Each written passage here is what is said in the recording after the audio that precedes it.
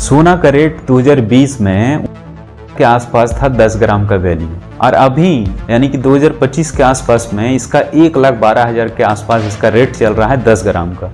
3 गुना से ज़्यादा का रिटर्न बनाया है सिर्फ और सिर्फ 5 सालों में। और शुरू से देखते आए हम लोग कि भारत को सोने की चिड़िया कहा गया, यानी कि भारत एक ऐसा देश है जो सोना सबसे ज़्यादा खरीदता है, यानी कि टॉप नंबर 1 में अगर सोना खरीदने वाला कोई देश है तो वो सोना है। क्योंकि यहाँ पर हमारे मम्मी बहन ये सब जो भी आप महिलाएं देखते हैं वो ज़्यादातर लोग क्या प्रेफर करते हैं, सोना पहनना, सोना का ज्वेलरीज वगैरह सबसे ज़्यादा लेना पसंद करते हैं। और एक तरह से इसे सेफ एसेट भी माना गया है, घरों में इस तरह आराम से रख देते हैं, कभी भी इमरजेंसी के टाइम में भी काम आ जाता है। इसीलिए लोग सोना को प्रीफर ज़्यादा करते हैं इन कंपेयर टू अदर आभूषण, यानी कि अदर ज्वेलरी के कंपेयर में। ये चीज़ सबको पता होना चाहिए कि सोना इतना ज़्यादा महंगा इसलिए भी है क्योंकि इसका डिमांड बहुत ज़्यादा है। शादियों में आप देखते होंगे एक एक घर में 4 लाख 5 लाख 10 लाख का सोना खरीदते हैं नॉर्मल, यानी कि इतना ज़्यादा अगर डिमांड है तो उसका सप्लाई जब कम रहेगा, कोई भी चीज़ का डिमांड हो और सप्लाई कम हो तो उसका ऑटोमेटिक उसका रेट बढ़ेगा ही बढ़ेगा।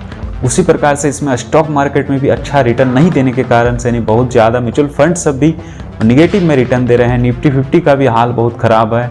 बहुत अच्छे स्टॉक, बहुत बढ़िया कंपनी का स्थिति बहुत ख़राब होने के कारण इन्वेस्टर लोग डरे हुए हैं और वो सब भी चाहते हैं कि पैसा कहाँ इन्वेस्ट करें, तो सेफ एसेट में इन्वेस्ट करने के कारण से गोल्ड में इन्वेस्टमेंट कर रहे हैं। और गोल्ड में इन्वेस्टमेंट करने से गोल्ड का रेट ऑटोमेटिक बढ़ रहा है, क्योंकि उसका सप्लाई कम है और डिमांड ज़्यादा बढ़ जा रहा है तो ऑटोमेटिक उसका रेट बढ़ेगा ही बढ़ेगा।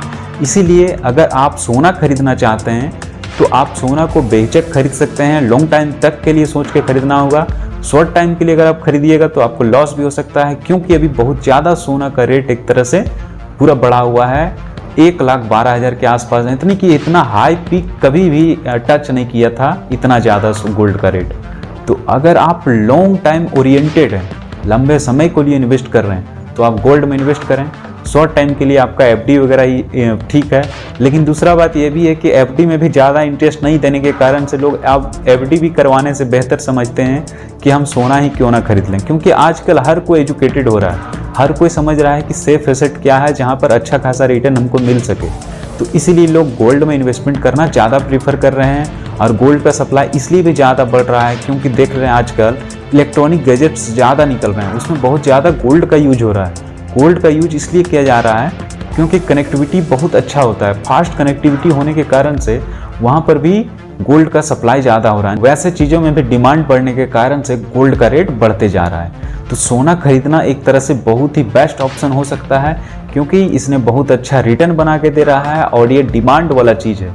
दूसरा बात, डिमांड वाला चीज़ शुरू से रहा है सोना, जो कि 2000 में इसका वैल्यू लगभग 4,500 के आसपास 10 ग्राम का रेट था, जो कि 2000 से लेकर के अभी इसका 10 ग्राम का रेट 1,12,000 के आसपास है। यानी कि इतना ज़्यादा का रिटर्न इसने बनाया है सिर्फ और सिर्फ 20-25 सालों के आसपास। और सबसे बड़ा बात, अभी रूस और यूक्रेन का जो वार हुआ उसमें बहुत स्थिति मार्केट का ख़राब हो गया था, स्टॉक मार्केट का। उसके कारण से भी लोग सेफ इन्वेस्टमेंट करना ज़्यादा प्रेफर करते हैं। सेफ इन्वेस्टमेंट होने से होता है कि उसका पैसा एक तो रहता है कम से कम माइनस में, रिटर्न ना दे, लॉस तो ना हो। और स्टॉक वगैरह में होता है कि अगर वार होने लगा या फिर ट्रम्प कुछ ऐसा बयान दे दिया फिर वहाँ से स्टॉक गिरने लगेगा, तो बहुत ज़्यादा रिस्क हो जाता है स्टॉक में।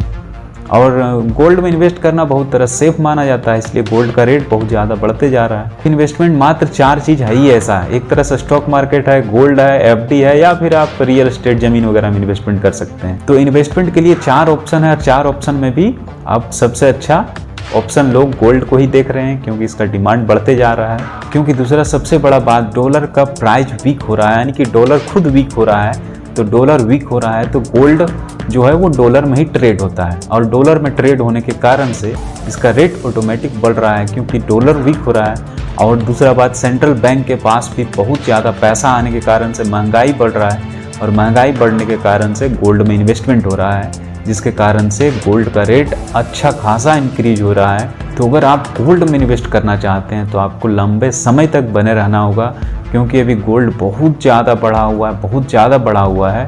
इतना ज़्यादा कभी बढ़ा नहीं था, लेकिन हो सकता है कि और भी ज़्यादा बढ़ जाए।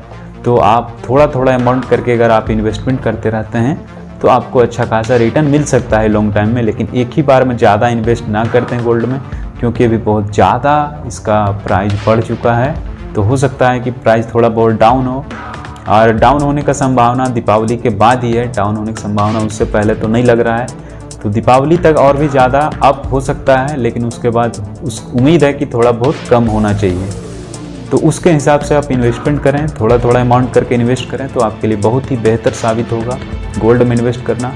और लॉन्ग टाइम तक इन्वेस्ट कीजिएगा तो बहुत बेस्ट रहेगा, क्योंकि आजकल कोई भी पैसा सेविंग अकाउंट में रखना नहीं चाहते हैं, क्योंकि सभी को पता है कि सेविंग अकाउंट में इतना ज़्यादा महंगाई दर बढ़ने के कारण से उसका खुद पैसा वहाँ से एक तरह से लॉस में जाता है, यानी कि पैसा वहाँ से माइनस में होते जाता है। 1 लाख का अगर कोई इन्वेस्ट किया रखा है, सेविंग में इन्वेस्ट किया है यानी कि रखा है उसमें, और मान लीजिए 2% 3% उसका इंटरेस्ट रेट दे रहा है, जबकि 5 से 6% उसका इन्फ्लेशन रेट ही बढ़ जा रहा है।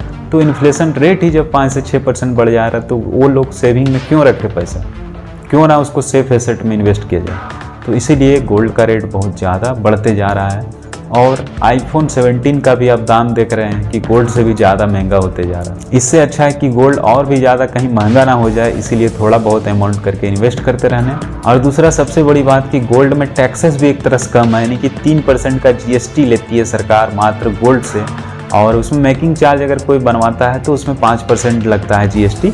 लेकिन ऐसे आप लीजिएगा गोल्ड तो 3% ही GST उसमें लगता है।